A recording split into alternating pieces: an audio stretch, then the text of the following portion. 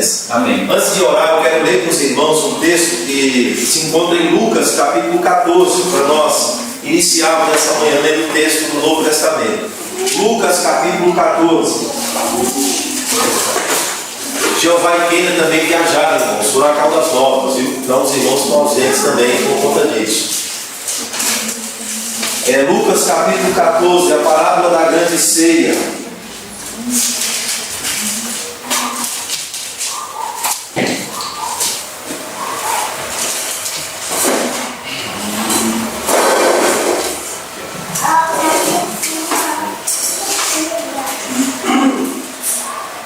O texto diz assim, irmãos: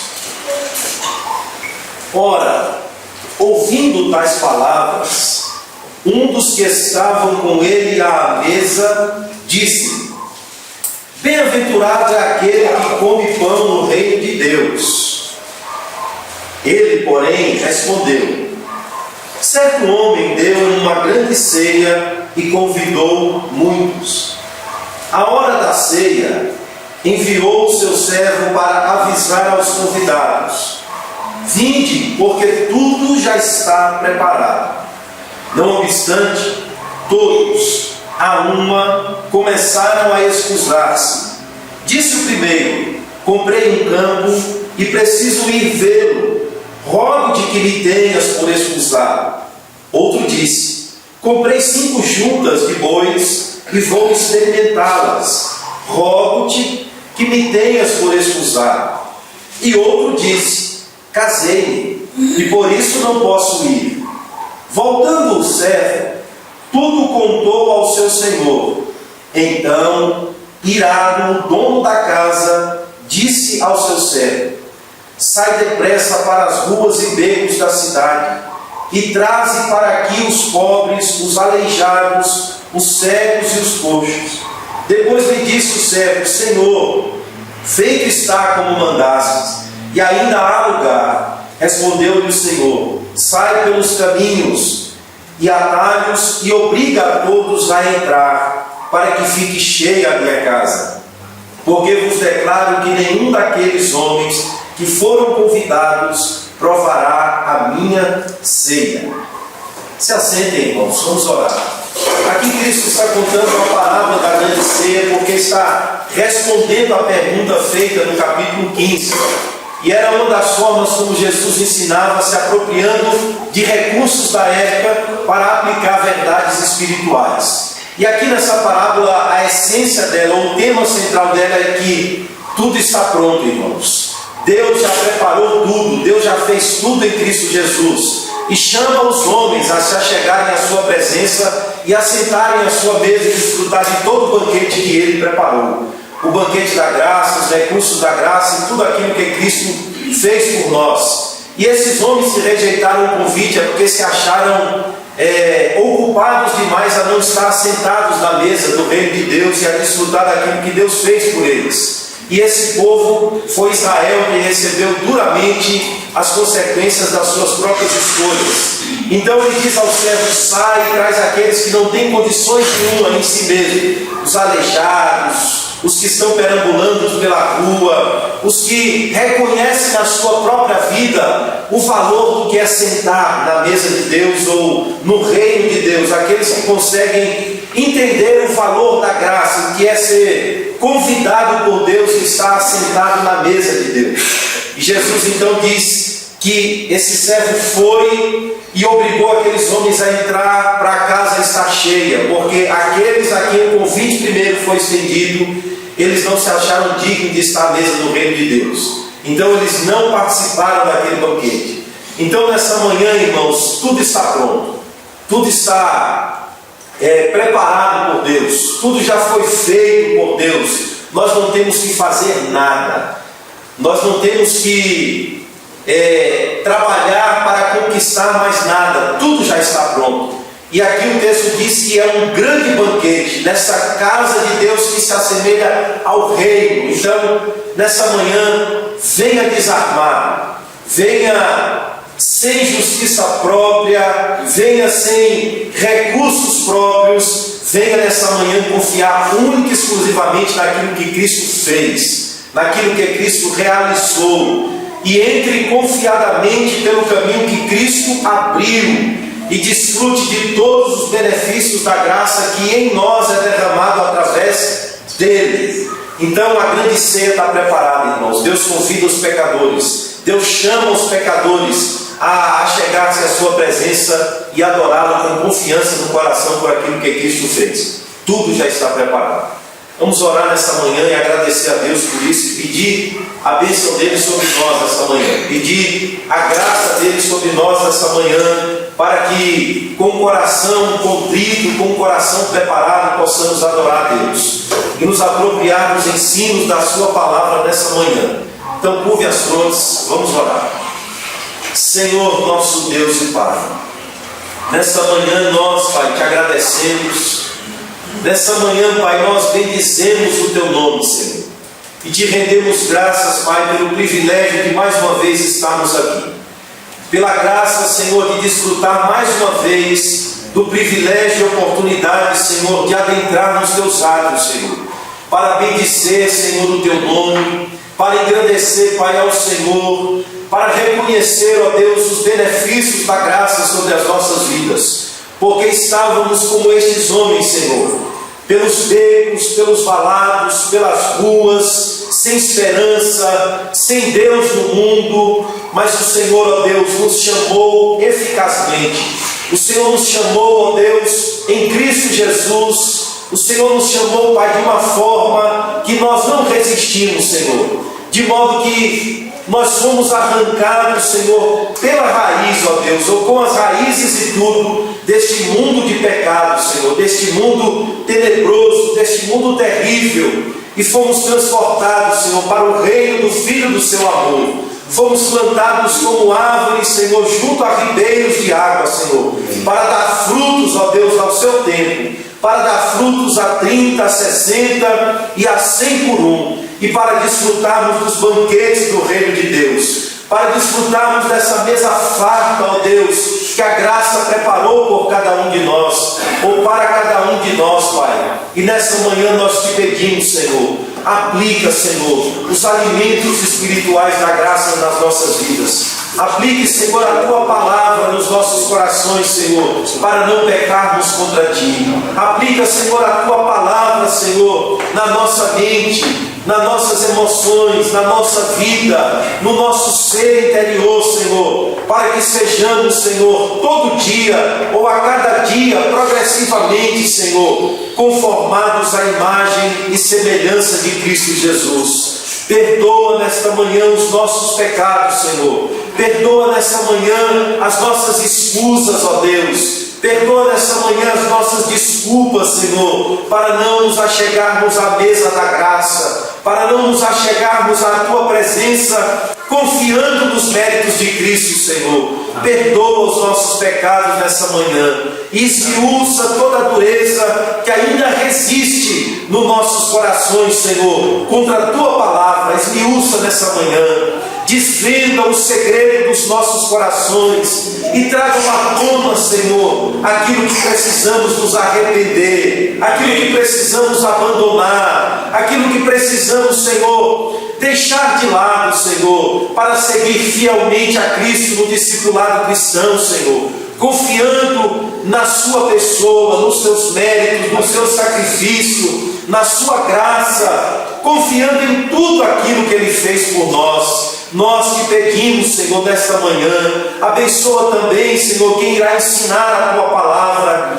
Dá, Senhor, com que estes irmãos sejam conduzidos por Tua vontade, sejam direcionados, inclinados pelo Teu Espírito, Senhor, a falar aquilo que o Senhor de fato quer falar aos nossos corações. E dá com que o Teu povo nessa manhã sejam alimentados, Senhor. Saiam daqui fartos, ó Deus, da Tua palavra, edificados, consolados, alimentados, redarguidos. Ó meu Deus, derrama graça nessa manhã sobre nós. Amém. Abençoa os Teus filhos que estavam longe e hoje estão aqui juntos, ó Deus, conosco. Te agradecemos por ter trago-nos a contento, Senhor. Te agradecemos por ter guardado a vida dos Teus filhos. Também pedimos a tua bênção, Senhor, sobre aqueles que ainda estão viajando, Jeová, Quênia e Dona Janeide. Meu Deus, por aqueles que estão longe, irmã Juliana, Luvene. Meu Deus, dá graça aos teus filhos também nesta manhã. Pai, pedimos a Ti, Pai, forma Cristo em nós. Amém. Pedimos a Ti, Pai, fortalece os nossos corações. Pedimos a Ti, Pai, dá-nos vigor espiritual. Pedimos a Ti, Senhor, dá-nos fervor do Teu Espírito. Pedimos, Senhor, que a Tua graça seja derramada abundantemente sobre nós nessa manhã. Amém. Em nome de Jesus. Amém. Amém. Irmãos, vamos 193, maravilhosa graça. Vamos de pé.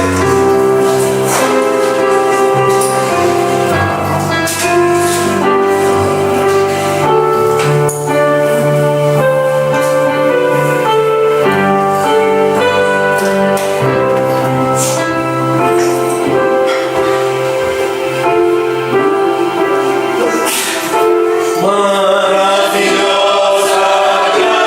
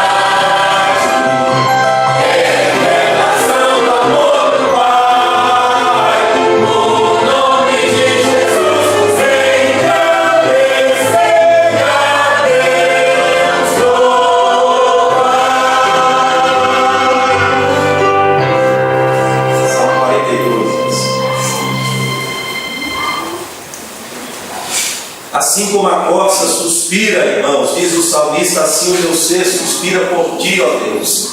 Salmo 42. Ah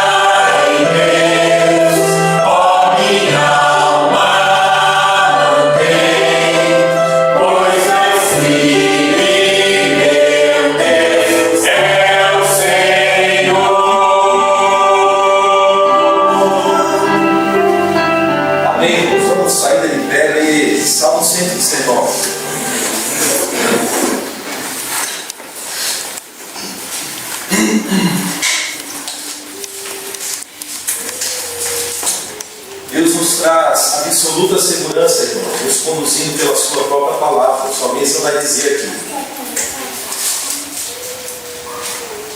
Então, uma das formas como nós, como o salmista diz, realimentamos a nossa esperança, a nossa convicção, lembrando daquilo que o Senhor sempre tem feito por nós. Olhando para o passado, para a história, olhando para o presente, olhando à nossa volta, porque todas as nossas circunstâncias revelam Deus. E a forma como Ele nos conduz pela Sua palavra é uma das veredas mais seguras que o povo de Deus pode trilhar e sendar. E o salmista no Salmo 105 começa descrevendo as características dessa palavra, dizendo: lâmpada para os meus pés é a tua palavra. Ou seja, então ela ilumina os nossos caminhos. Ela dissipa as trevas de toda a nossa caminhada. E luz para os meus caminhos. Jurei e confirmei o juramento de guardar os teus retos juízos. Estou aflitíssimo. Vivifica-me, Senhor, segundo a tua palavra. Aceita, Senhor, a espontânea oferenda dos meus lábios e ensina-me os teus juízos. Estou de contínuo em perigo de vida. Todos os dias somos entregues como ovelhas ao matadouro. Todavia, não me esqueço da tua lei, da tua palavra, da tua promessa, da tua vontade, do teu plano. Há ciladas contra mim os ímpios. Contudo, não me desvio dos teus preceitos. Os teus testemunhos recebi-os por legado perpétuo, porque me constituem o prazer do coração. Induzo o coração a guardar os teus decretos, como o salmista diz: porque estás abatido, minha alma. Então ele fala com ele mesmo: porque estás aflita, espera em Deus, porque ainda o louvaremos. Então aqui o salmista no 112 está dizendo: induzo o coração a guardar os seus decretos. Ele medita nesse decreto de noite, para sempre, até o fim, ou seja, de forma ininterrupta. Enquanto durar a sua vida, ele vai fazer isso. Trilhar esse caminho, essa senda, esse caminho reto que a palavra de Deus nos mostra. Porque ele diz que essa palavra é lâmpada e essa palavra é luz. Então, que Deus aplique essa palavra aos nossos corações, irmãos. Que aquilo que eu e você estamos aprendendo, nós, como diz o salmista, usamos os nossos corações a viver. E nós experimentaremos qual seja a boa, perfeita e agradável vontade de Deus para as nossas vidas. Experimentar. O termo é muito claro e traz uma imagem muito bela de experimentar. Descobrir o sabor, descobrir o gosto. Então, você desfrutará na sua caminhada pessoal o valor dessa palavra. E como o salmista vai poder descrever: Senhor, ela de fato é lâmpada e ela de fato é luz. Porque eu trilhei o caminho que ela me mostrou. E eu vi o tanto que ela foi dissipando as trevas, iluminando, mostrando os lugares onde eu iria tropeçar, mostrando os vales, mostrando aqueles lugares onde eu iria me prejudicar. A sua palavra foi iluminando e eu fui desviando. Sua palavra foi iluminando e eu fui abandonando, eu fui mudando de rumo, mudando de direção, porque fatalmente aquele caminho que eu achava que seria o melhor para mim, ele iria me levar à morte. Mas a tua palavra iluminou aquele caminho e eu percebi que o fim dele era mau. Então eu vim por aqui, porque a tua palavra diz que eu devo trilhar por aqui. E assim eu e você, irmão, somos convocados todo dia a experimentar esse valor da palavra de Deus como lâmpada para as nossas vidas. Vamos orar, para esses irmãos se saciarem. Vamos orar. Senhor, nós estamos aqui mais uma vez nesta manhã. No dia de Cristo, Senhor. No dia do Cristo ressurreto. Estamos aqui nesta manhã porque Tu tens sido o nosso refúgio e fortaleza. A Tua misericórdia, Pai, tem se renovado sobre nós a cada manhã.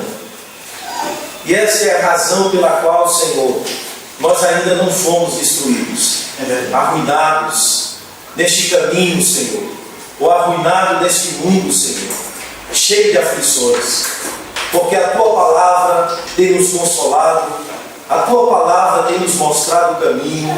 A Tua palavra tem dissipado as trevas das nossas motivações, das nossas escolhas, dos nossos caminhos, dos nossos pensamentos. A Tua palavra tem iluminado e mostrado nitidamente, Senhor, qual seja a Tua vontade para as nossas vidas. E o Senhor nos exorta a cada dia experimentar, Senhor, qual seja a boa, perfeita e agradável vontade do Senhor para as nossas vidas. Amém. Ó Deus, assim como o salmista nessa manhã, nos ajuda, Senhor, a declarar com os lábios e com o coração, Senhor, o valor inestimável dessa palavra.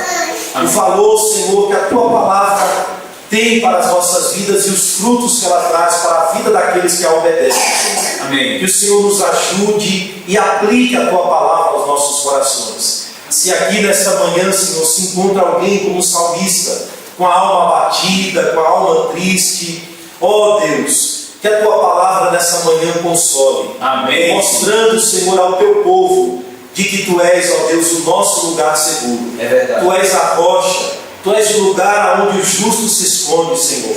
Tu és o lugar onde o justo espera as tempestades da vida passar, Senhor, e permanece de forma segura, inabalável. Amém. Porque o justo espera em Ti, Senhor. O justo confia nas Tuas promessas. O justo espera no Teu agir. O justo espera na Tua provisão, na Tua providência. Amém. O justo espera nos Teus recursos, Senhor. É verdade. Que nessa manhã o Senhor visite a alma dos Teus filhos, Sim, o Senhor. coração dos Teus filhos, a vida dos Teus filhos, Senhor, e nos vivifica pela Tua palavra. Amém. Nos vivifique, ó Deus, segundo a Tua vontade, e nos separa para o Teu inteiro agrado, Senhor. Dá-nos um coração fervoroso, Senhor, para Te servir com alegria, com disposição, assim como o salmista diz que o Senhor deveria, ou o Senhor por graça, aceitasse a oferta que de maneira voluntária Ele estava ofertando a Ti, Senhor. Que nessa manhã a Tua palavra gere voluntariedade nos nossos corações. Amém. Gere disposição espiritual, Senhor, para estarmos na Tua presença de forma totalmente voluntária, alegre, disposta a Te servir, Senhor. Amém. É o que nós Te pedimos em o nome de Jesus. Amém. Salmo 121, irmão.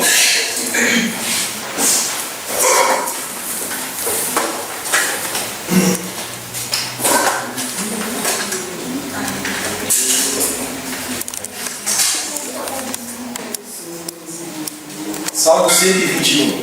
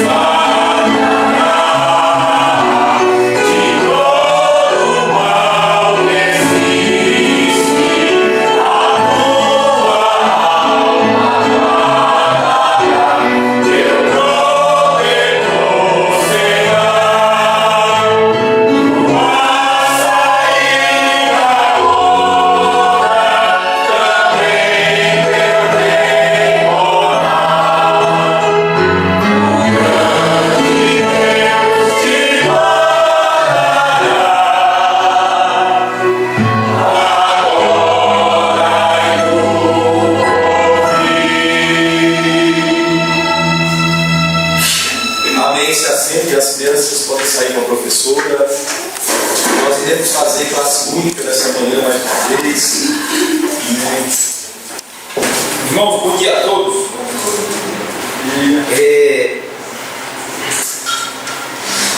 Abra, por favor, irmãos, em a primeira carta que escreveu o apóstolo João, capítulo 2, iremos ler apenas 2 versículos. Iremos ler apenas 2 versículos da carta do apóstolo João, famoso apóstolo do amor. Ele não tinha apenas amor de palavras, mas era um amor verdadeiro. Foi o único discípulo que não abandonou Cristo e que viu Cristo ser crucificado e esteve com Cristo. E Cristo disse à sua mãe, Maria: mulher, eis aí o teu filho, e homem, eis aí a tua mãe, indicando para João cuidar de Maria. Sim, mas vamos ler essa carta aí, capítulo 2 de João, versículos 1 e 2, que tem a ver com a nossa aula hoje. Estamos trabalhando o terceiro tópico, que fala que nós perseveramos, que os crentes perseveram por causa da eficácia, do mérito e da intercessão de Jesus Cristo. É o terceiro subtópico. Os crentes perseveram por causa do mérito, da eficácia do mérito e da intercessão de Jesus Cristo.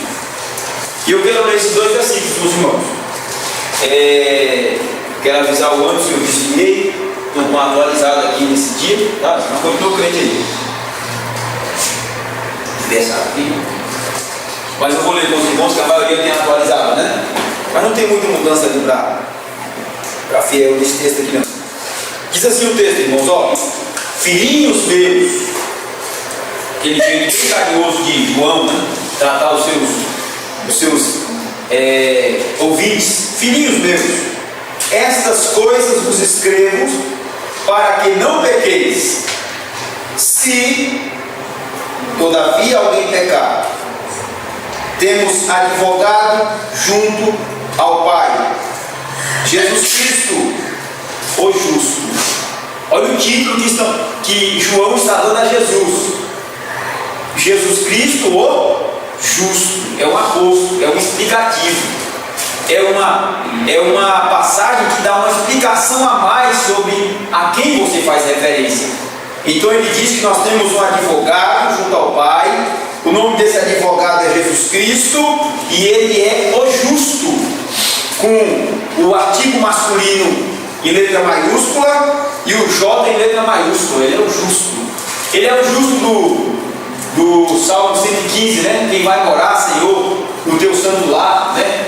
Quem há de subir no teu santo monte, ele é aquele justo. E aí no versículo 2 ele diz assim: ele é a propiciação pelos nossos pecados, e não somente pelos nossos próprios, mas ainda pelos do mundo inteiro. Amém? Então vamos orar. Jesus, nós te damos graças pela tua palavra, que é mais uma vez lida aqui. Que privilégio, Deus, é ler a tua palavra numa manhã de domingo. Que privilégio, Senhor, que graça, que alegria, que momento de júbilo, Senhor, e de festa é estar novamente ao redor da tua palavra, deste banquete da graça, tão bonito, tão belo, tão saboroso, Senhor. Este pão da vida que é Cristo, que alimenta as nossas almas. Saber que temos todos os nossos pecados perdoados pelo sangue derramado de Cristo Jesus no Calvário. Este sangue inocente e puro, nós temos comunhão com Deus. Fomos reconciliados por tua obra santa, Jesus. E aqui nós te agradecemos por isso. Porque nada, Senhor, neste mundo, nem a altura, nem a profundidade, nem anjos, nem potestades, nem coisas do presente, nem do porvir, Senhor, nem nós mesmos, nem ninguém poderá nos arrancar deste amor de Deus que está em Cristo Jesus, nosso Senhor. Amém. Nós te louvamos, Senhor, por esta graça. E este é o motivo, Senhor, maior de nossa alegria e de nossa esperança. É saber que estamos guardados em Cristo Jesus, que estamos propiciados em Cristo Jesus, que estamos justificados em Cristo Jesus, o justo. E assim nós te bendizemos nesta manhã, porque é momento de culto e de alegria na tua presença. E também queremos, Senhor, te pedir graça para entendermos mais um pouco da tua palavra. Pedir um coração simples e desarmado para entender o teu evangelho. Pedir, Senhor, também gratidão na alma para te louvarmos constantemente por esta luz que ilumina os nossos pés nesta caminhada, que é a tua palavra. Muito obrigado por tudo isso. Dá graça a nós, Senhor, para aprendermos a tua palavra nesta manhã. Nos dá graça, Senhor. Graça, Senhor, é o que precisamos. Com o perdão dos nossos pecados, em nome de Cristo Jesus. Amém, Senhor. Irmão, mas antes de entrar propriamente nesse texto, eu quero que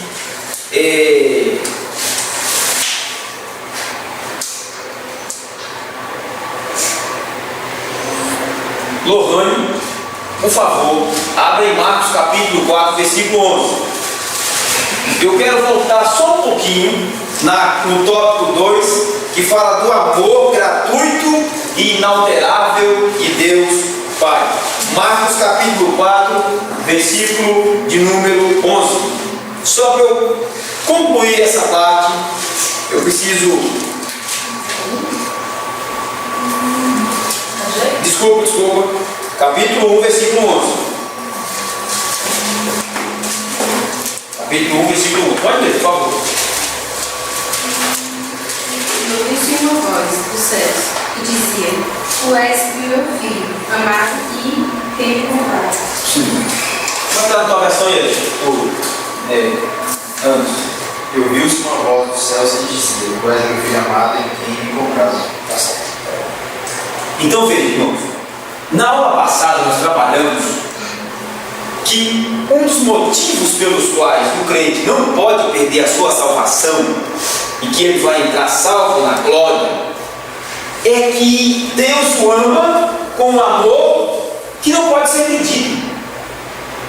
É um amor de uma qualidade tal que eu não posso dizer que Deus ama mais o pastor porque ele é pastor e ama um membro aqui menos porque ele é membro. Quando Deus diz que ama, Ele ama. E não se mede o amor de Deus. Entendeu? Essa é a qualidade do amor de Deus. É a qualidade do amor ágape. O amor que nós exercemos por outras pessoas pode ser um amor condicionado. Então, às vezes, você ama um filho, isso é pecado também, e traz um problema sério para a família.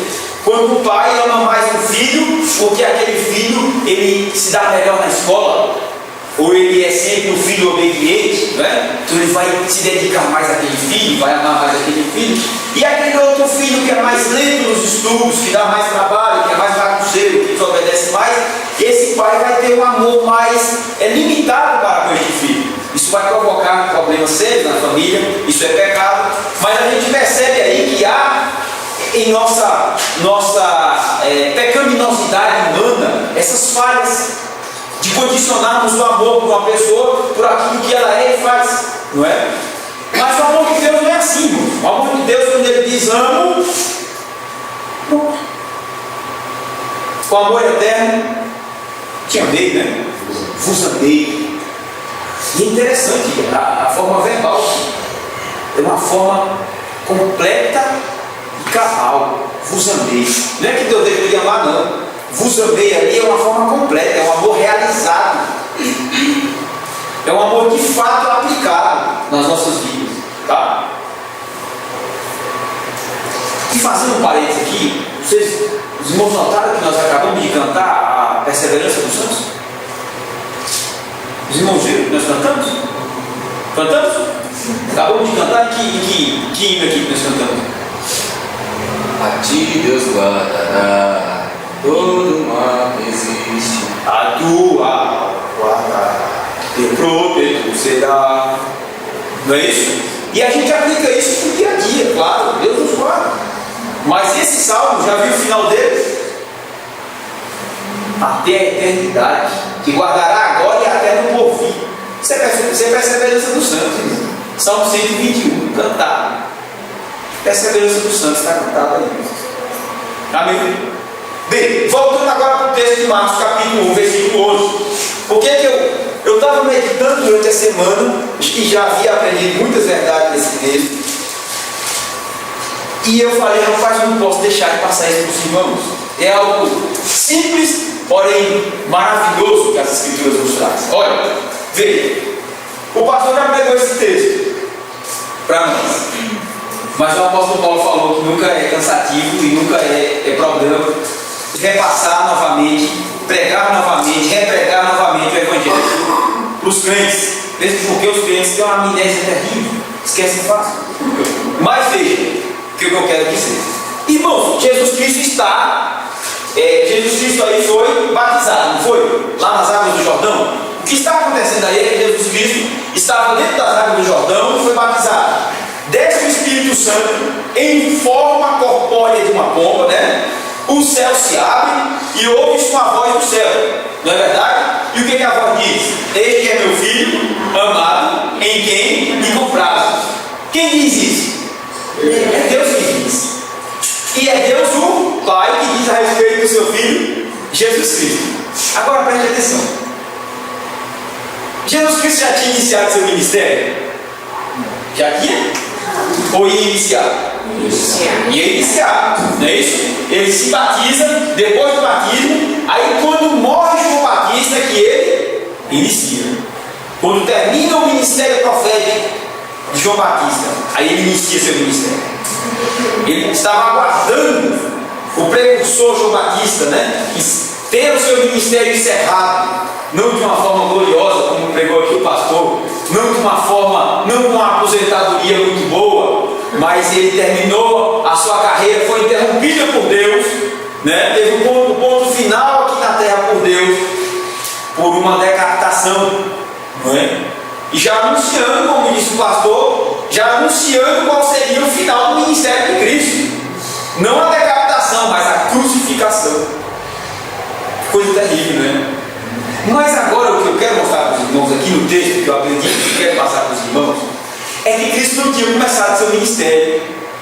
E Cristo também não tinha realizado nenhuma obra, não é? De cumprimento da lei de Deus, nesse sentido, que eu, assim, é mais prático do termo, mas ele já tinha cumprido, já, desde quando nasceu sob a lei, como diz o apóstolo Paulo escrevendo aos Gálatas, capítulo 4, versículo 4.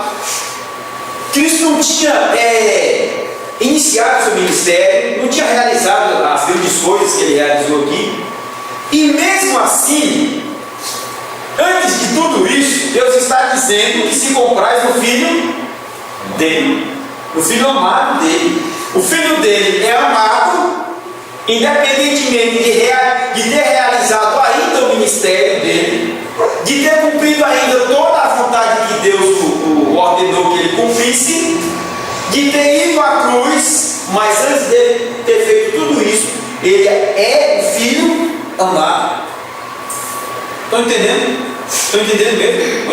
Onde o texto quer nos levar? E além de ser o Filho amado, está dizendo que Cristo é o alvo, a fonte de todo o prazer de Deus. Quando Deus olha para o Filho dele, Jesus Cristo, ele sente todo o prazer do seu ser. É aquele Filho que lhe agrada em tudo. É aquele Filho que lhe é perfeito em tudo. É aquele Filho que veio para a alegria do Pai. A total e plena alegria. Não é verdade?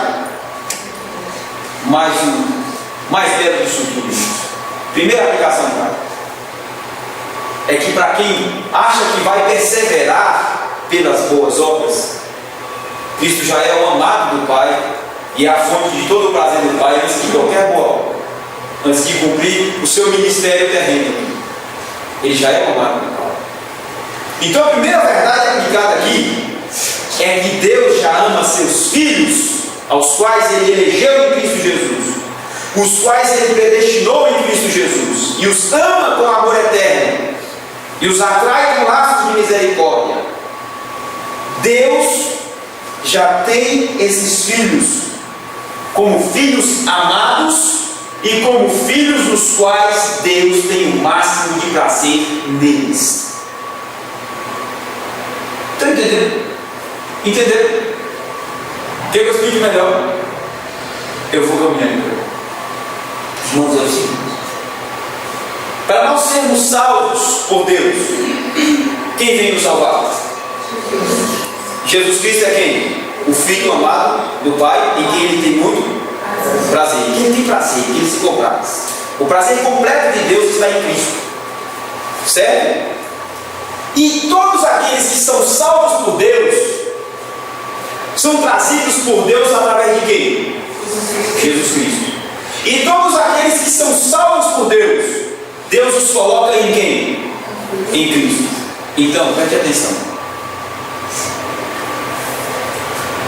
Antes de qualquer obra sua, de qualquer feito seu, de qualquer realização sua, Deus te tem como um filho e como uma filha amada, um filho amado. E você e todos os salvos aqui são alvos de todo o prazer de Deus. Deus tem um grande prazer em cada um de vocês. Em todos os salvos aqui, Deus se compraz em cada um de vocês. Por quê? Porque vocês fizeram alguma coisa? Porque vocês vão fazer alguma boa obra?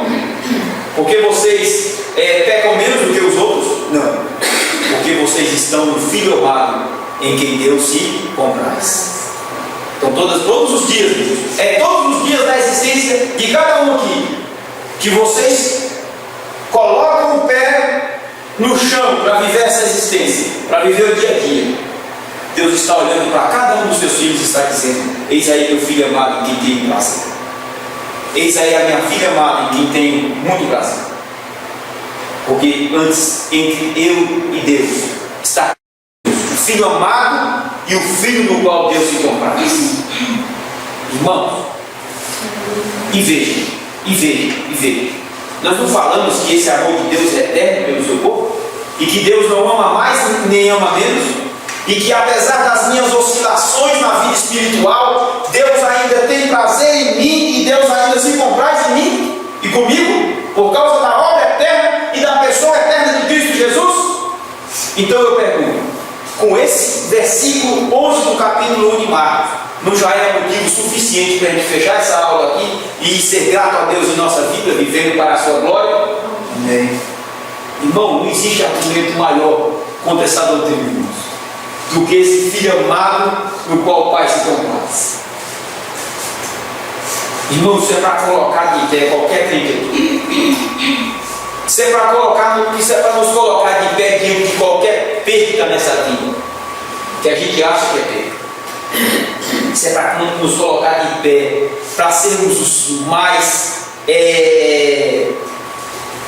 empenhados com a causa do reino de Deus.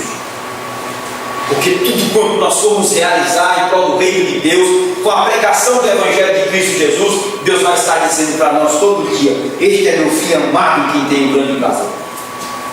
Me alegro com ele, minha satisfação está nele. Porque Deus está olhando para Cristo e nos vê em Cristo Jesus.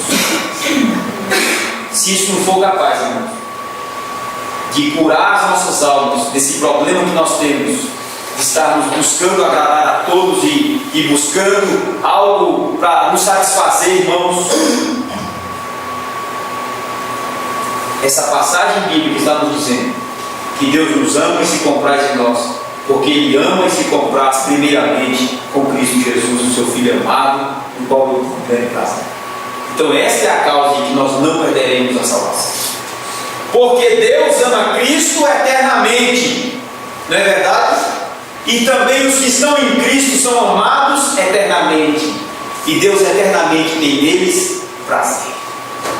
Por isso que Cristo disse: olha, Pai, eu estive com eles no mundo, mas a minha vontade é que eles estejam comigo e nós contigo e estejamos juntos, ó Pai. Sejamos um só. Sejamos um só. Esse é o grande trabalho de Cristo em nós. É naquele dia, meus irmãos, unirmos com Deus, o Pai. De fato, que seremos todos um com o Pai. Nada nos arrancará do amor de Deus que está em Cristo Jesus, nosso Senhor.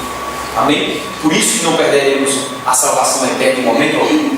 Bem, já passado esse versículo, eu quero agora andar com os irmãos que nós também não perdemos a salvação eterna, segundo o estudo da confissão de fé batista aqui, porque a eficácia do mérito de Cristo Cristo e a intercessão eterna de Cristo por nós é motivo suficiente também para não perdermos a nossa salvação. Entenderam? Vamos então ver isso aí. O que é intercessão, irmãos? O que é intercessão? O que significa interceder? Pedir em favor. Pedir em favor. Pedir em favor dele, né? Estar entre alguém, né? Estar entre duas partes, em que há uma parte que é o quê? Perfeita, que é santa, que é soberana, e uma parte que é fraca, uma parte que é rebelde, uma parte que se afasta, e aí entra alguém no meio para unir essas duas partes, não é verdade? Abra aí Jó capítulo 16. Jó capítulo 16. Jó entendeu isso no meio da sua agonia existencial, e ele vai clamar a Deus pedindo um intercessor. Jó capítulo 16. 16, versículos de número 20, 21 e 22. Olha só, gente, passagem bela quando Jó entendeu a intercessão do Messias, quando entendeu a mediação de Cristo.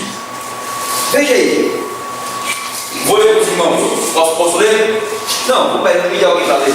Leia aí, Samuel, por favor. Meus amigos zombam de mim, mas os meus olhos se desfazem em lágrimas diante de Deus, para que ele mantenha o direito do homem contra o próprio Deus, e o do filho do homem contra o seu próximo. Porque dentro de poucos anos eu seguirei o caminho de onde não tornarei. Para que Deus... Para que Deus... 19. Leia, 19. Agora sabei que a minha testemunha está no céu. Sim. Nas alturas quem advoga a minha causa. Sim. Pode ler. E nas alturas quem advoga a minha?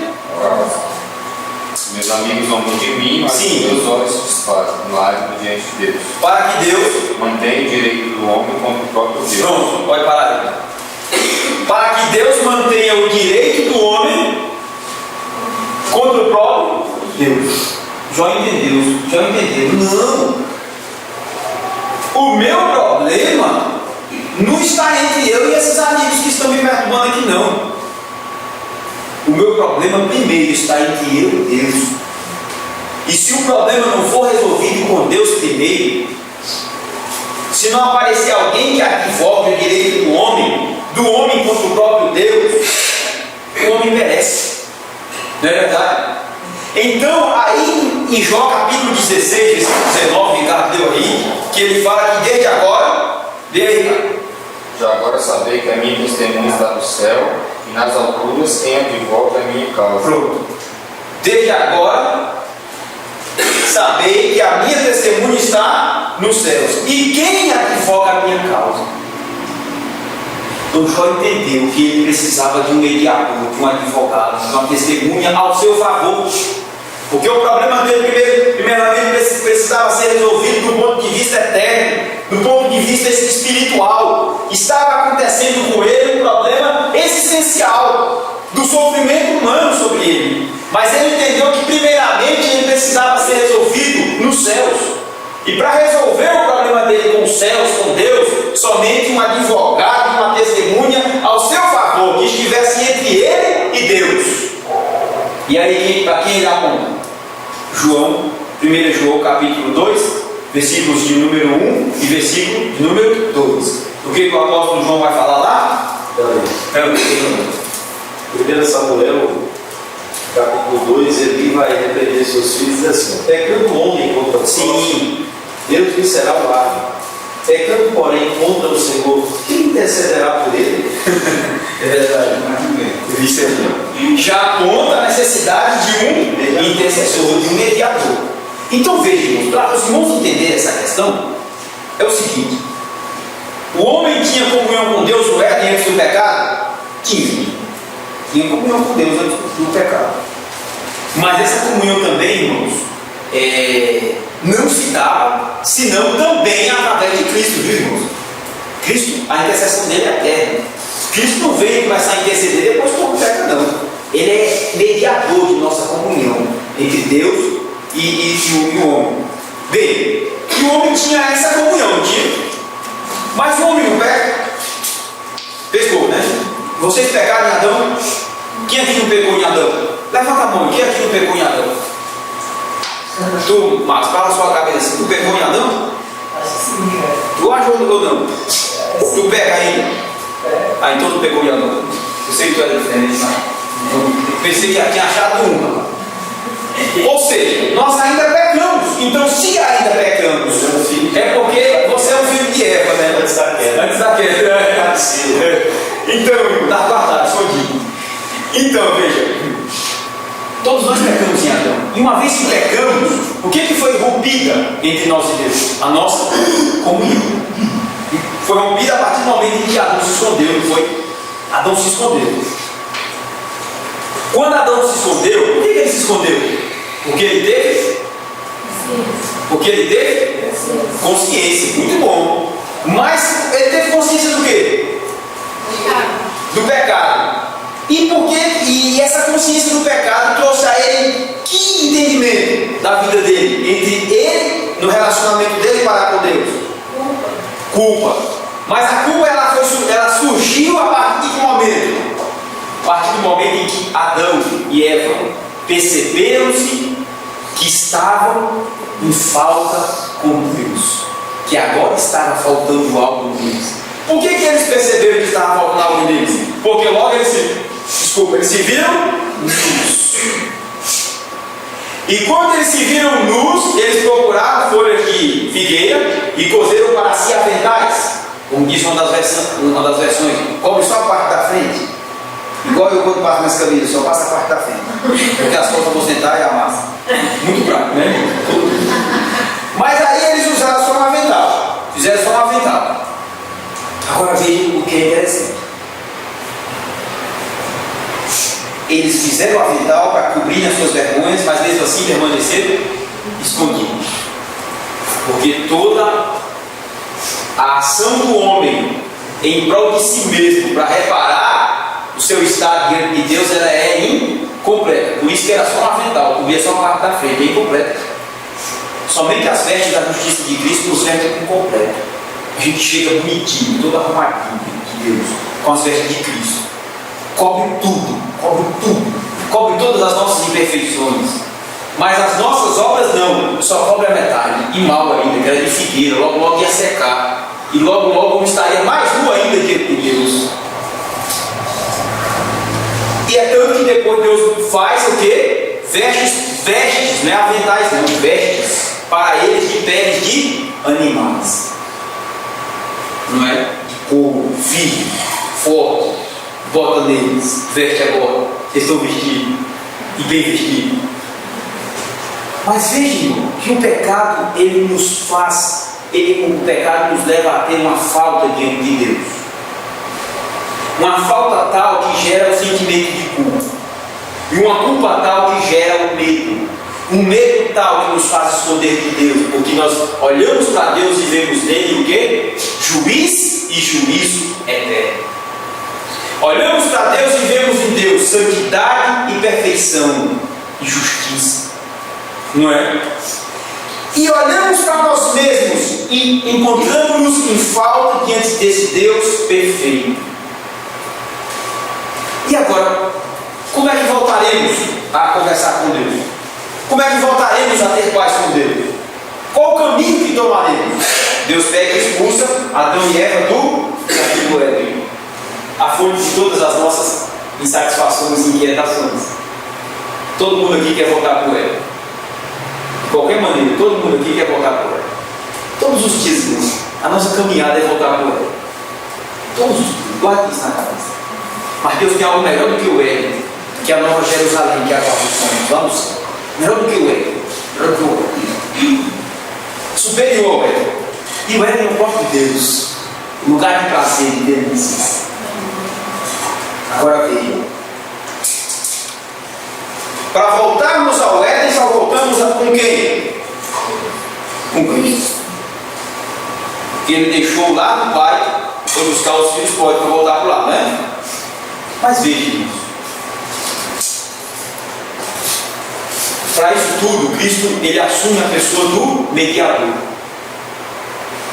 Porque não chegamos diante de Deus por nossos próprios atos, nem por nossas próprias pessoas. Então Cristo está entre nós e Deus o Pai. Quando Cristo está entre nós e Deus o Pai, Ele não está apenas para nos reconciliar, mas Ele está, irmãos, para manter também o nosso estado de reconciliação. Porque Cristo, Ele não somente uma vez intercedeu por nós e estamos salvos, e agora temos comunhão com Deus. Não, Deus intercedeu por nós e ainda intercede por nós. O Cristo ainda intercede por nós diante de Deus Pai. É uma intercessão eterna, irmãos, e contínua, e permanente, e de qualidade, a tal ponto que, devido a essa intercessão de Cristo entre Deus o Pai e cada um de nós não perdemos a nossa salvação. É porque a intercessão dele e a mediação dele entre nós e o Pai é eterna, é constante, é fixa, é de qualidade, é fundamentada no amor que Cristo tem pelo Pai e no amor que Ele recebe do Pai e derrama sobre nós. Então essa obra eterna de Cristo, de intercessão, ela é constante em nossas vidas. E não é o fato de eu ter pecado hoje de manhã que Cristo deixou de estar entre mim e o Pai. Ele permanece lá. E aí o apóstolo João, quando ele visiona isso através da inspiração do Espírito Santo, ele vai dizer que: filhinhos, eu vos escrevo para que não pequeis. Ou seja, para que nenhum dos salvos viva uma vida na prática do pecado. Porque os salvos, de fato, não vivem na prática do pecado. Não é aquela ideia que os interlocutores de Paulo lá, escrevendo, Paulo escreve aos Romanos, dizem: então, já que superaram a graça, então vamos pecar mais, para que ainda mais a graça se avulte sobre nós. Não é isso que eles falam lá? E Paulo disse: não, senhores, vocês entenderam errado. Uma vez que fomos alcançados pela graça, agora vamos usar dessa graça para vivermos uma vida de santificação e justiça. Porque isso é fruto da graça, santificação e justiça. E aí o apóstolo João está dizendo: filhinhos, eu vos escrevo para que não pequeis. Para que vocês atentem para esta palavra que é luz para os vossos pés, né? Lâmpada para os vossos pés e luz para o vosso caminho, para que vós não tropeceis em coisa alguma, para que andeis em santidade, verdade, justiça e amor. No entanto, irmãos, guarde bem esse se aí, em 2 João, 1 João capítulo 2, ele diz se, não tem uma vírgula? Esse se é o se da nossa fragilidade, é o se da nossa pequenez, é o se das nossas limitações, é o se que está nos dizendo que por mais que o Espírito Santo de Deus habite em nós, que a palavra de Deus esteja em nós, que a graça de Deus esteja sobre nós, mas ainda, irmãos, nessa caminhada, devido aos requisitos da velha natureza adâmica pecaminosa, nós ainda estamos sujeitos ao pecado e às fraquezas carnais. Está entendendo? Esse se aí está dizendo tudo isso para nós. Esse se aí é o se que nos humilha, é o se que nos põe do tamanho de todo mundo e que não nos põe em condição nenhuma de acusarmos ninguém, achando que nós somos mais santos e mais perfeitos do que eles. Se, guarde bem esse se, viu?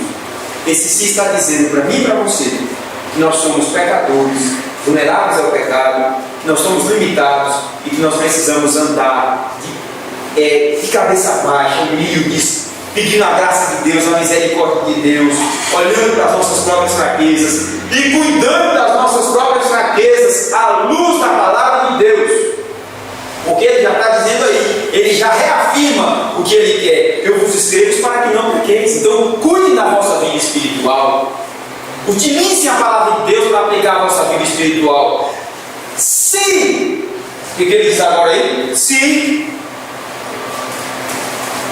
todavia alguém pecar, e esse alguém aqui Irmãos, ele é bonito. Porque você percebe que ele é um alguém genérico? Não é um alguém que define?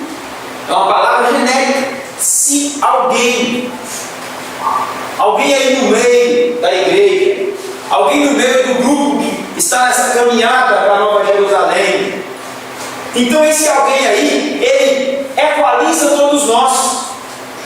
Ele não está dizendo, se o novo convertido pecar, ou se o irmão mais fraco da igreja pecar, não, se alguém pecar. Se alguém pecar, vírgula, nós temos o quê? Temos advogado.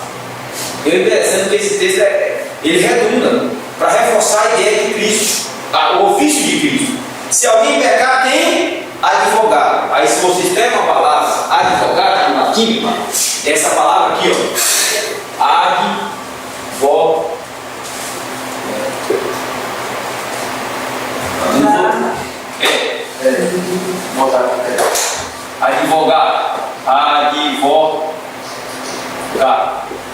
Essa palavra aqui, irmãos, ó, é o símbolozinho mais, é junto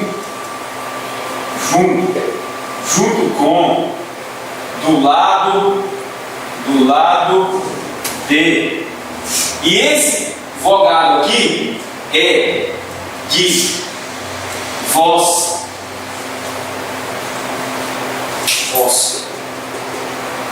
É alguém que tem a voz junto com alguém. Então os irmãos vão entender assim, ó.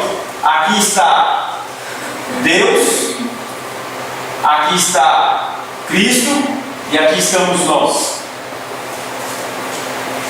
Aqui estamos nós. E ele diz: se pecarem, se alguém pecar, temos junto ao Pai, então está aqui, ó, junto ao Pai, um advogado, alguém que porta a voz por você. Porque a ideia da palavra advogado é o seguinte: você tem o Estado, você tem o rei, você tem um órgão superior, mas você precisa reclamar um direito. Você precisa de justiça, não é? Você está em falta, mas você precisa de justiça, de alguém que tenha misericórdia de você, para que o juízo não venha sobre você. Aí você arruma quem? Um advogado. Ele vai falar por você diante do soberano. Ele vai falar por você diante do rei. Ele vai falar por você diante do justo juiz. E aí esse advogado, ele vai portar a voz. E ele vai portar a sua voz. Quando o soberano olhar para o teu advogado, ele vai estar te vendo. Mas você vai estar bem representado por esse advogado. Então disse um pastor, um teólogo americano, o pastor Jim Kelly cita esse irmão, e ele disse que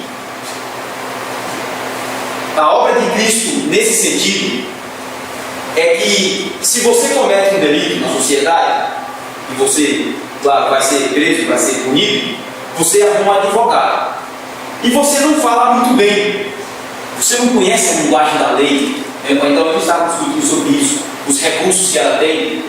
E você precisa de arrumar um advogado. Você não fala bem, você não tem uma boa aparência, você não tem recurso, mas você consegue esse advogado. E esse advogado vai te representar diante do justo juiz. Mas só que tem uma coisa: esse advogado fala muito bem, ele tem eloquência, ele tem habilidade, ele conhece muito bem a lei, ele conhece muito bem os recursos. E ele ganha para você a causa e você vai ser absolvido.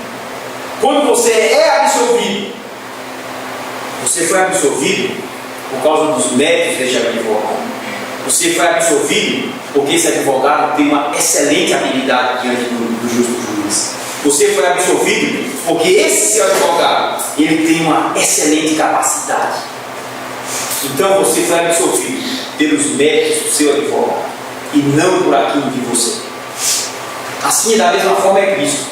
Cristo está constantemente portando a voz ao nosso favor. Cristo está constantemente diante do Pai, advogando as nossas causas, levando a Ele as nossas petições, as nossas causas, os nossos pedidos de perdão. E o Pai acata estes pedidos de perdão e nos reposiciona na caminhada espiritual e cristã e da fé, por causa de quem? De quem? Dos méritos do advogado, que é Cristo Jesus. E onde é que esse texto aponta aí os méritos de Cristo Jesus como advogado? Ele diz: vós tendes um advogado junto ao Pai, Jesus Cristo, vírgula, o justo. Então está aí. Por que ele, advogando junto ao Pai, o Pai nos absolve? Porque quando Cristo vai diante do Pai levar os nossos pedidos de perdão, de misericórdia, de compaixão, que Cristo olha, que o Pai olha para Cristo, ele não vê apenas um advogado. Ele vê um advogado, mas um advogado que outrora foi réu no lugar desses réus que estão pedindo perdão. Acho que não tem mais. A figura do advogado é mal vista na sociedade, né? Sim. A figura do advogado é mal vista. E na esfera penal, mais ainda, porque não tem argumentos mais mentirosos do que na esfera penal. Um cara está tentando livrar alguém que tem uma dúvida, ele está tentando atenuar no cara. E aí usa todo argumento: ó, lá você disse que fez isso, lá você disse, confirma, não sei o quê. E às vezes o advogado sabe que o cara está blefando, o cara não fez, mas ele vai tentar arrumar uma brecha ali para tentar livrar o cara. E aí Cristo não, Cristo usa o seu próprio ser, ele é justo, ele vai mediar não atenuando a condição do indivíduo. Ele é pecador, é transgressor, mas ele está em mim. Ele está em mim. Correto. É isso mesmo. Então a ideia que os irmãos têm que ter em mente quando Cristo vai advogar, não. Quando Cristo eternamente advoga junto ao Pai, é que o Pai olha para ele e vê o advogado que está defendendo um povo, que está defendendo pecadores, mas antes disso, esse advogado esteve na cruz do Calvário, como um réu, sofrendo toda a ira e justiça de Deus sobre ele. E antes mesmo da cruz, esse Jesus Cristo justo cumpriu toda a lei de Deus. E só é justo quem cumpre toda a lei de Deus. E ele cumpriu toda a lei de Deus sem pecado algum. E depois de ter cumprido a lei de Deus sem pecado algum, ele já poderia, irmãos, naquele exato momento receber o título de o justo. Mas mesmo assim ainda o esperava a cruz. E a cruz de dor, a cruz de vergonha, a cruz de vitupério, a cruz de zombaria, a cruz, irmãos, de crueldade. E ele assumiu todos os pecados do povo de Deus ali. E como réu foi ele julgado ali por Deus. E como réu foi ele ali punido por Deus. E sofreu toda a ira de Deus em nosso favor. Então quando ele chega diante do Pai, o Pai o vê como advogado, o justo. E vê nele todos os nossos pecados perdoados. E nós em Cristo, Deus nos vê justificados em Jesus Cristo, o justo, o perfeito, sem pecado algum, o santo. É por isso, irmãos, que nós somos o quê? Bem representados diante de Deus. Porque Jesus Cristo, o advogado, o justo, é quem intercede por nós. Entenderam essa questão, irmãos? Aí a seguinte pergunta é a seguinte: por acaso então, irmãos, tem jeito da gente perder a nossa salvação? Se nós temos esse advogado eternamente diante de Deus o Pai, e que eternamente e constantemente ele leva a nossa causa, ele leva a nossa súplica, ele pega nosso pedido de perdão, e Deus vê nele a própria punição pelos nossos pecados, Deus vê nele a nossa justiça. Como é que podemos perder a salvação, irmãos? Só perderemos a salvação se Cristo, o advogado justo, deixar de interceder por nós. Cristo vai deixar de interceder por nós? Cristo vai deixar de interceder por nós, irmão? Abre aí Hebreus capítulo 2, versículo 18. Hebreus 2, 18.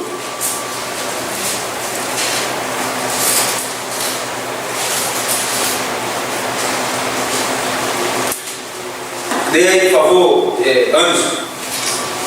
Porque aquilo que ele mesmo, sendo tentado, padeceu, pode socorrer aos que são tentados. E aqui na minha versão diz: e é poderoso para socorrer os que são tentados. Temos o socorro de Cristo, irmãos, 24 horas por dia. Temos o socorro, a intercessão e a advocação, e assim posso dizer, a defesa de Cristo por nós eternamente e constantemente entre nós e Deus. E aqui também o escritor aos Hebreus, irmãos, vai dizer que ele é sacerdote eterno, sumo sacerdote eterno diante de Deus por nós. De tal forma, irmãos, que em momento algum Jesus Cristo vai deixar de interceder pelo seu povo. Cristo está constantemente intercedendo por nós, por isso não perdemos a salvação. Agora vamos para o segundo versículo, irmãos. O segundo versículo de 1 João. Segundo versículo de 1 João, para passarmos para as outras referências. O que é que diz aí no versículo 2? E ele é a propiciação pelos nossos pecados, e não somente pelos nossos próprios, mas ainda pelos do mundo inteiro. Irmão, o que é propiciar, hein? O que é propiciar? Apaziguar a ira. O que mais? Tornar alguém propício. Tornar alguém propício. O que é tornar alguém propício, irmãos? O que é propiciar? O que é, Samuel? Aceitável, favorável, propício. Então é tornar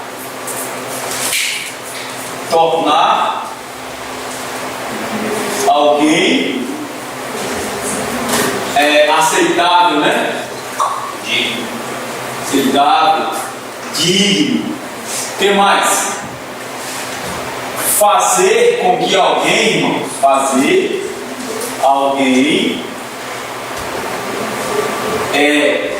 favorável a outrem. Correto? Fazer alguém favorável ao outro. Olha, lembra do propiciatório? Lembra? Já tiveram lá, já viram? Na escola dominical das crianças, vocês lembram? Tinha arca, não tinha? Tinha arca, não tinha da aliança assim, não tinha arca. Aqui em cima tinha o quê? Com dois querubins assim, com as asas, uma cobrindo o rosto, uma cobrindo os pés assim, mais ou menos assim, os querubins. E aqui Deus manifestava a sua glória, não é? Como é que era o nome disso aqui, irmão? Essa tampa aqui, em cima. Como é que é o nome dela? Tampa propiciatória. Propiciatório. Como é que é? Tampa do propiciatório. Sim.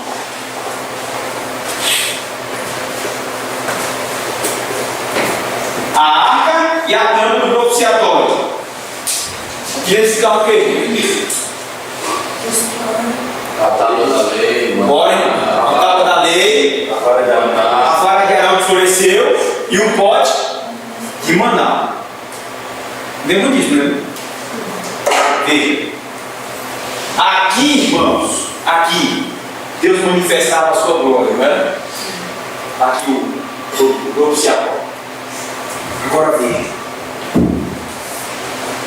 A arca representava quem no Velho Testamento? Representa quem, irmãos? E aponta para quem? Para Cristo.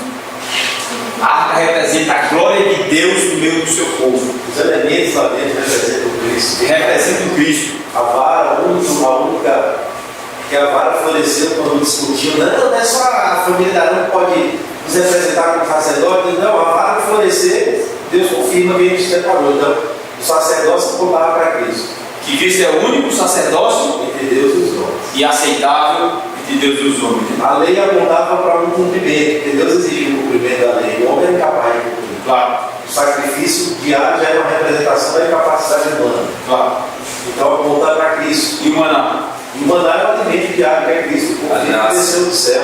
Por Davi e a graça. Muito bom. Tudo aponta para Cristo Jesus. E quem está salvo e quem é salvo por Deus está em quem? Vós estáis em Cristo, depois que ouvistes da palavra da verdade, do Evangelho da salvação, da vossa salvação. Paulo escreve aos Efésios. Então, o crente vai estar guardado em Cristo, não é verdade? E onde é que Deus manifesta a sua glória? Sobre o propiciatório, não é isso?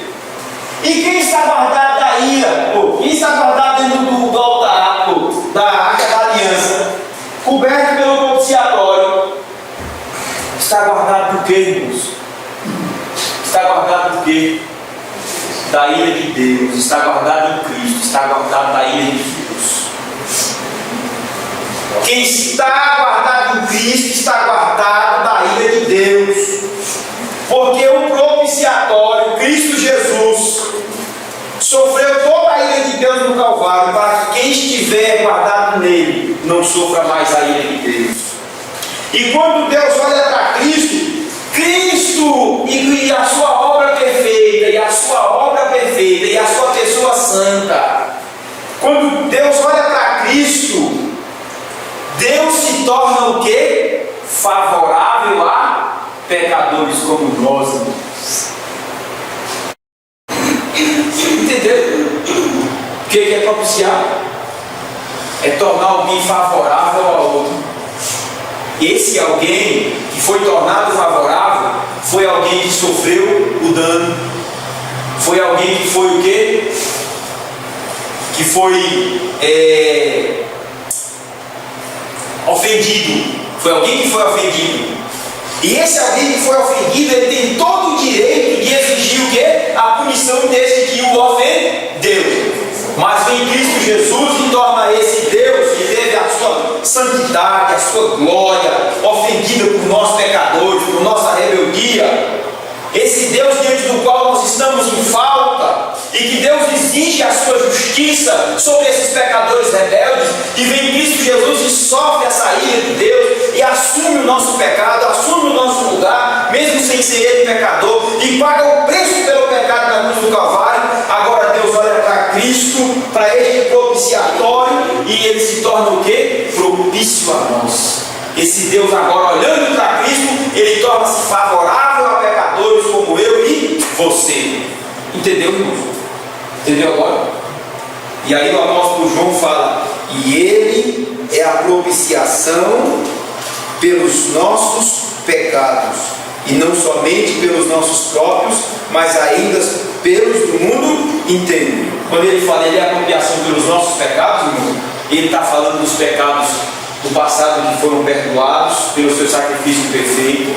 Ele está falando dos nossos pecados no presente que foram perdoados pelo seu sacrifício perfeito. E está falando dos nossos pecados futuros, irmãos, que foram todos perdoados pela obra e pela propiciação eterna de Cristo Jesus. Entenderam isso? E veja que ele é a nossa propiciação. Ele torna Deus favorável todos os dias em nosso favor. Todos os dias que Cristo torna Deus Pai favorável ao nosso favor. Todos os dias, Cristo Jesus, ele faz com que Deus volte-se para nós com amor e com misericórdia, com perdão e com graça. Todos os dias. Essa propiciação ela é eterna. Entenderam assim? Ela é eterna, não porque ela não é capaz de perdoar todos os pecados, mas porque é capaz de perdoar todos os pecados, ela é eterna. Ela é eficaz. Entenderam, irmãos? Fechou aí? Então é por causa da intercessão e da propiciação eterna de Cristo por nós, é que o crente não perderá a sua salvação. Então é por causa de quê? De Cristo Jesus e de sua obra perfeita. Amém, irmãos? Agora eu quero... sim. Queria que você explicasse aí no versículo, ainda no versículo 2, ele é a propiciação pelos nossos pecados, não somente pelos nossos próprios, mas ainda pelos do mundo inteiro. João 17. Eu acho que é importante. João 17. João 17. Quem está escrevendo o Evangelho de João? Quem está escrevendo o Evangelho de João? O próprio João, não é verdade? E quem escreveu a primeira carta de João? O próprio João. Então João não pode entrar em Contradição, em desacordo. Não é verdade? Então, quando João fala que ele não é apenas a propiciação pelos nossos pecados, mas pelo do mundo inteiro, alguém vai dizer assim: então Cristo morreu por todos. Então Cristo está sendo a propiciação por toda a humanidade. Então basta dar o primeiro passo e está salvo. Alguém vai dizer? Não é isso, Ricardo? Vão entender por aí? Mas eu quero aqui abrir João capítulo 17 com os irmãos. E eu quero ler com os irmãos aqui, versículo de número 9. Leia aí, cara, por favor, versículo número 9. É por eles que eu rogo, não rogo pelo mundo, mas por aqueles que me deste, porque são teus. Explicou ou confundiu? Então esse mundo aí, irmãos, pelo de todo o mundo, João, se estivesse dizendo que essa propiciação é universal, então João capítulo número 9, o próprio Cristo é quem está dizendo: eu não rogo pelo mundo, eu rogo por estes que são Deus. Não é verdade, Ricardo? Pode estar curtida aqui a ideia de que o sacrifício de Cristo, ele é suficiente para, ele seria suficiente para salvar toda a humanidade. de todos. Sim. Se a gente deixar, não tivesse ficar olhando pelo lado da eleição. Ele é suficiente, ele é cabal nesse sentido. Correto. Tanto ao decreto da eleição que restringe essa aplicação apenas aos eleitos. Correto. Certinho. Ele é eficaz para a salvação de toda a humanidade, mas aprove Deus pelo beneplácito da sua vontade. O próprio Cristo está dizendo aqui, ó, que ele roga, não roga, ele roga pelos que Deus lhe deu, não roga pelo mundo, mas por aqueles que me deste, porque são teus. Fechou? Agora, esse mundo aqui, vamos analisar ainda João capítulo 17, quando ele diz aqui, irmãos, ó, cadê aqui?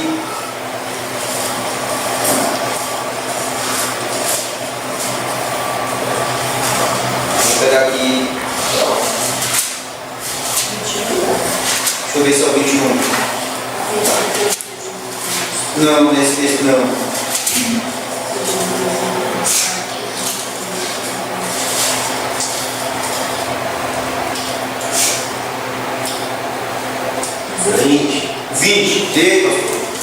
Não rogo somente por eles, sim, mas também por aqueles que vierem a crer em mim, por intermédio da sua palavra. Então Cristo está dizendo, ó, não estou rogando apenas pelos discípulos, exceto Judas que se perdeu, que era filho da perdição, para que se cumprisse a escritura. Eu não disse aqui nesse texto?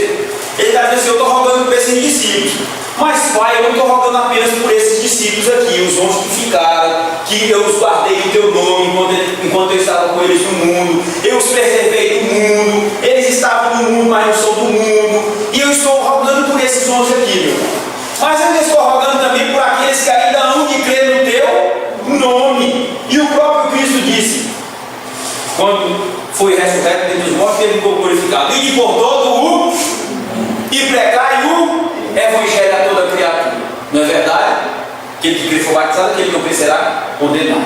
Aí veja só, irmãos, quando ele diz pregar o evangelho a todo mundo, ou para todo mundo, ou em todo mundo, na verdade, para todo mundo, para todas as nações, então Cristo está dizendo que ele está rogando também pelos crentes nele, pelos que iriam ser salvos pelo seu sacrifício, dentre todas as nações, irmãos, dentre todas as nações. Porque Deus não tem amnésia. Ele se lembra muito bem do que ele prometeu a Abraão: Abraão, em ti serão benditas todas as famílias da terra. E a palavra vem dizer lá, quando diz o judeu, é enxertar. Cristo, pelo evangelho, enxerta novamente os pecadores, todas as famílias do mundo, onde tiver povos e nações. Deus vai mandar alguém para pregar o evangelho lá e pecadores serem salvos. Certo, irmãos?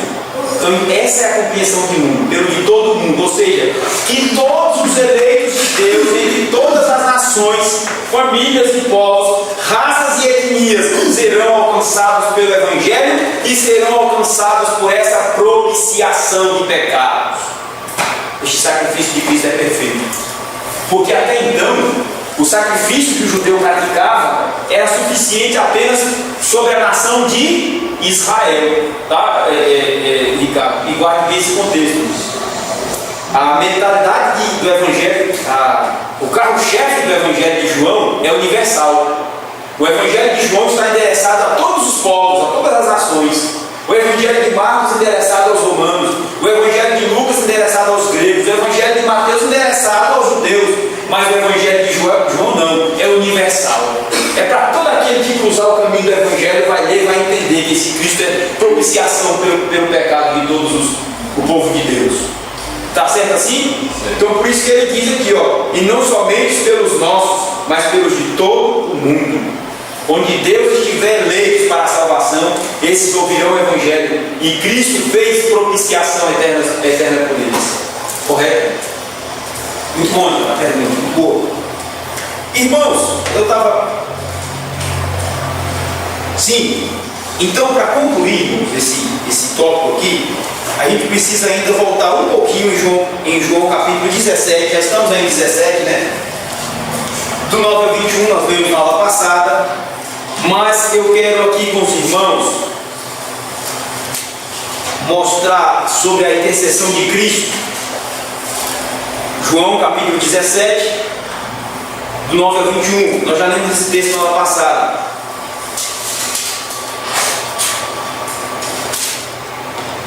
E aí nós vimos que Cristo intercede pelo seu povo aqui, diante de Deus o Pai.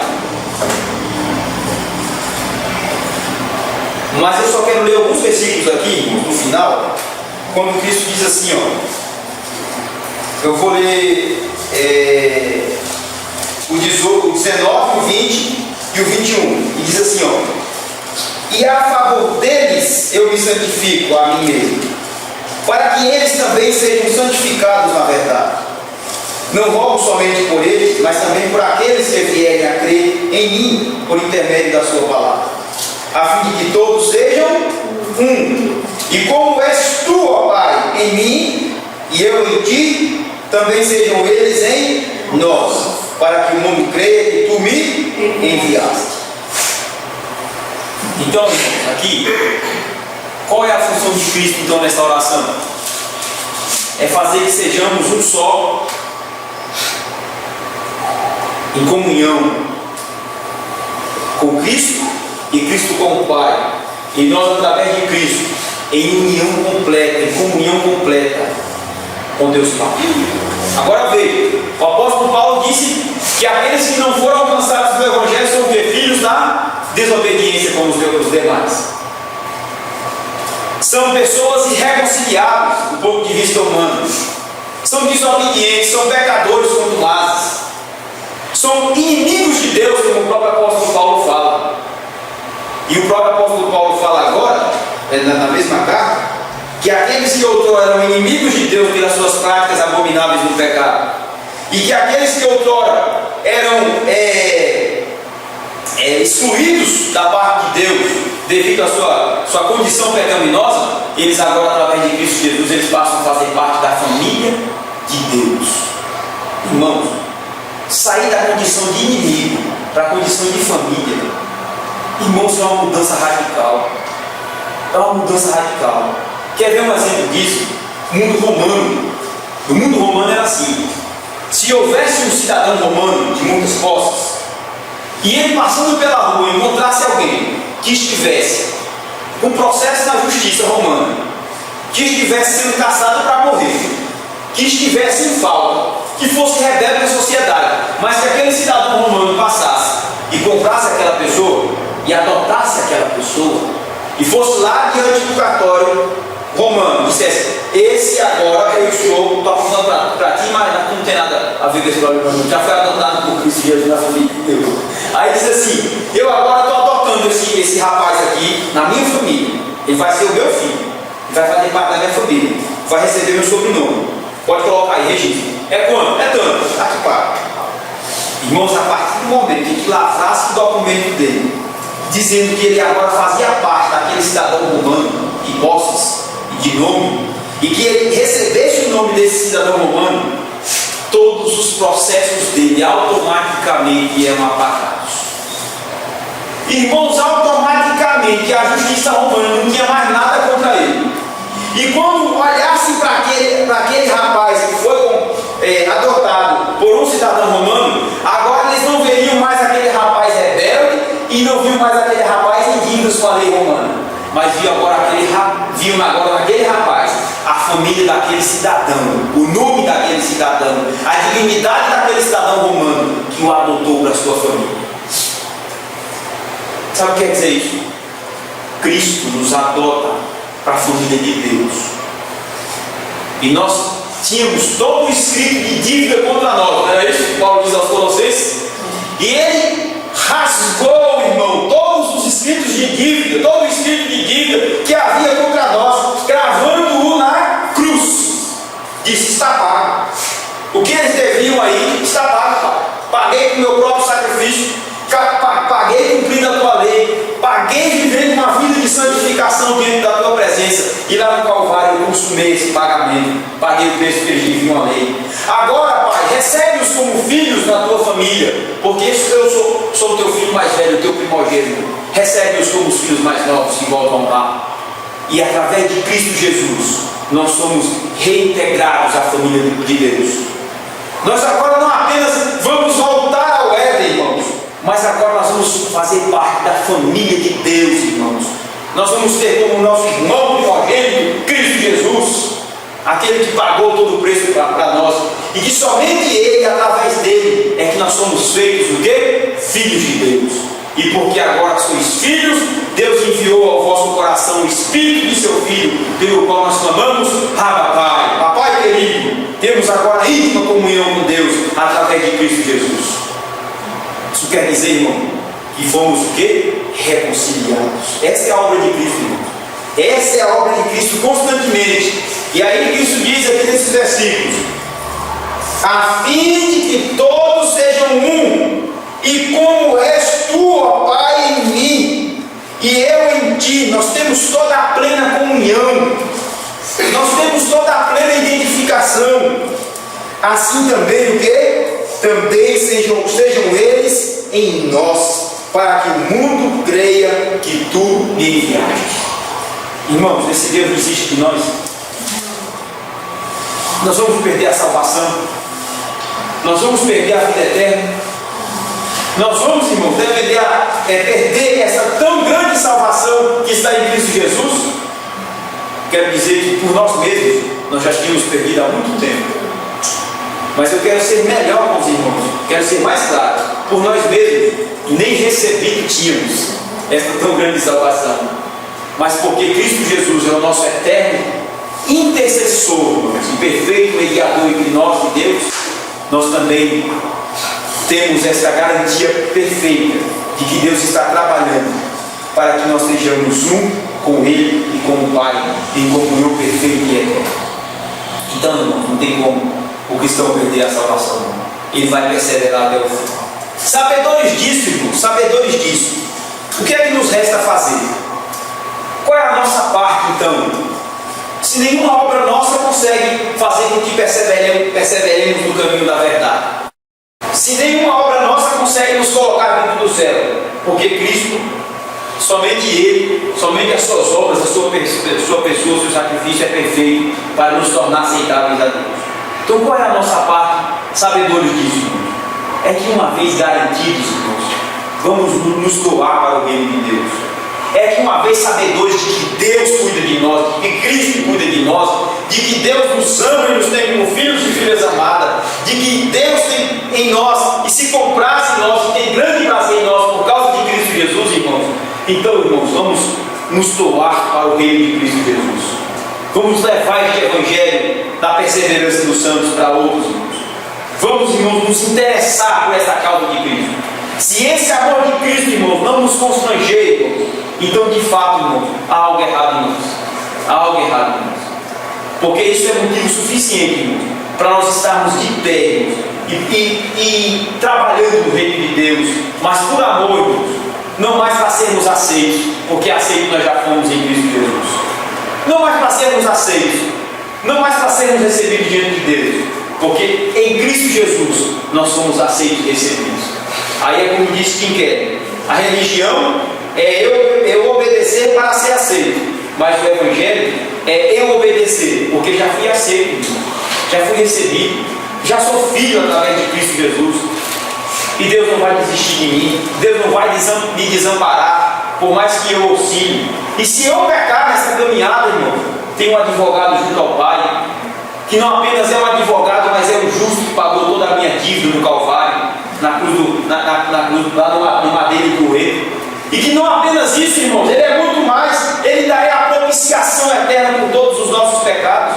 Então o que nos resta fazer? Fazer igual Paulo diz: o amor de Cristo me constrange. O amor de Cristo é quem me põe nessa dinâmica todos os dias para levar o Evangelho aos gentios que ainda não foram alcançados.